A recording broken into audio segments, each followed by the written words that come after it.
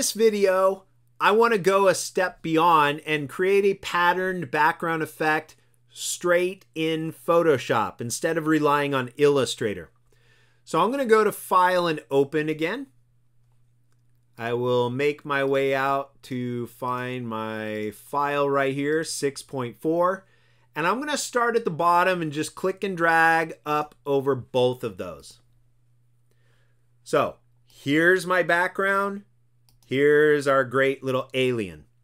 I want to cut him out and add him over here. But I don't want to have to sit and take the time and trace and trace and trace and trace, whether it's with my pen tool or a quick mask or any of that stuff. I just want to get the work done. So I did the job for you again. Okay, in a previous demo, I showed you that your Paths panel can save a tracing. In this case, I didn't make a tracing for you. In this case, I made a channel. Okay, your Channels panel stores colors and selection areas. So in order to look at that, I click on the name, Alpha 1. Saved selections are called alpha channels. If you don't name them, it'll just be called Alpha 1 or Alpha 2 or Alpha 3. Okay, so they do show up as alpha. I always click on the name, then I click on the name RGB. That brings me back up to colors. Don't click the eyeball next to it because you'll think you're in a quick mask and you're actually not in a quick mask. So I always tell people, if you want to look at your channel, click on the name of the channel. The white area represents the part we want to select. The black area is the background we don't care about. So I'll click back up on RGB. So it's one thing to make a channel and save it, but how do I use it? So here's what you do. I only have one layer. I go to Select menu, Load a selection. The way you load a selection is with channels. Saved selections are stored on your Channels panel. So Alpha 1 was that tracing. It's looking at it right here. I'm going to use that Alpha 1 as a brand new selection around our alien. So when I click OK, I've got a perfect selection around him by using an alpha channel there to load a selection around the character here. With my move tool, I move him up like I do with everything else. Wait a second, drag him back in, and he's obviously a little bit too big. I go to my move tool, Command T on a Mac or Control T on a PC, and I'll shrink him down right here and then move him back in just along the bottom edge. I kind of like him right there. Kind of his head centered in the moon, right about there. Okay, I'll hit return or enter on a PC, accept the transformation that I did. But that's too simple. I want to do something else with this photo. So I'm going to create a layer in between. I'm going to start right here on the bottom.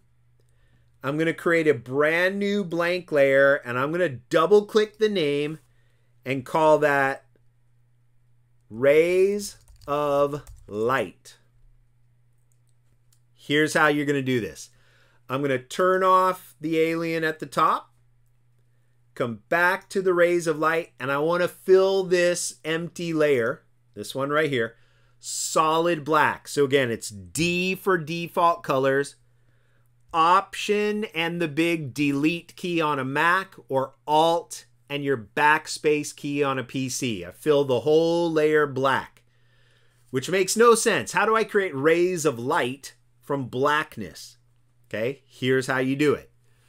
I'm going to switch to the rectangular marquee, and I'm going to start above my file. I'm going to click and drag a thin box right there. Very thin. Oops. Let's do that again. Thin box right there. Okay, I can zoom in. You can see that right there. All I'm going to do with that box is fill it with white. So another way to fill, like I said, is edit, fill, and I'll fill the contents with white. Right there. Command D on a Mac or Control D on a PC will deselect. And then I want to zoom out just enough so I can see the top and bottom right there. Like that. Then I'm going to take my rectangle marquee, and again, I'm going to start right above that edge. I'm going to click and drag down so I get an even amount of black and white. A stripe of white and an equal amount of black right there. You don't have to be right on the edge. You could see I was a little bit off the edge. That's no big deal. Okay? Or if you want, you could take your selection, just move it over. But I got an even amount of white and black. I'll zoom back out so you can see that. White and black right there. And now all I have to do is go to Edit, Define Pattern. I'm going to make a pattern here in Photoshop. So I'll call that stripes. When I click OK, the next step is very important. You have to deselect that area. Command D on a Mac or Control D on a PC. Now I want to fill this entire layer with that pattern. Edit, Fill. It's going to ask me again, what do you want to fill the layer with? I want to fill my layer this time with a pattern. Okay? Custom patterns. I have tree patterns, grass patterns, water patterns, or in this case, the pattern that I just made, the pattern called stripes. I click right up here to get rid of that pop-up. I want my custom pattern. I want it to be normal, 100%, no transparency. Keep that turned off. And when I fill that, you're going to get black, white, like a big barcode. Okay? To see how this works, I'm going to zoom to the left, zoom out. I'm going to turn on our alien here. But I'm going to come back to the rays of light. Okay, and if you really want to see this, you can turn off the top layer for a second so you can see what's going to happen. Come back down to the rays of light, and all I have to do is go to Filter, Distort, Polar Coordinates. The default is called rectangular to polar. It sucks everything to the center and blasts it back out. Like that. Okay, now what I can do is take my move tool and I'm going to take this center and just move it up here for right now. Okay, we'll turn on the alien. And now I take the center with my move tool and put it right behind the alien's head. Doesn't quite go down to the bottom, so Command T to transform on a Mac. That would be Control and T to transform on a PC. In order to keep this centered on his face, I hold my Option or Alt key and I drag the corner, make it big like that. Okay, so it all radiates and fills the whole page. I simply hit Enter on a PC or Return on a Mac. And that just blocked out all of the moon. So again, to make black transparent, you set your blending mode to screen. To make these lines show up a little less, right next to your blending mode is your opacity. And I can lower those down.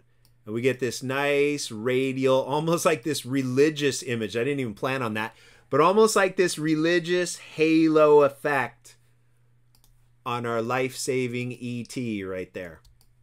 And again, it's just another fun way to play around with Photoshop. So by using patterns in Photoshop, you can use patterns in Illustrator, you can use filters on patterns, And you get some crazy cool effects, like our religious ET character here. Okay, so I don't need the cutout of the alien anymore. I'll close that. I like this effect. It's good enough for me. File menu, save a copy. I'll call that last name, first name, ET. That's fine. I want to save that as a JPEG, always on my desktop, and I'll click save. JPEGs, especially for a class, and you're going to turn that in, high quality or 8, and there we go. Beautiful. The Madonna ET right there. What the heck? That created that halo effect. I was just thinking it was going to be in front of the moon, but it does kind of create that Renaissance painting halo effect. So kind of cool. All right.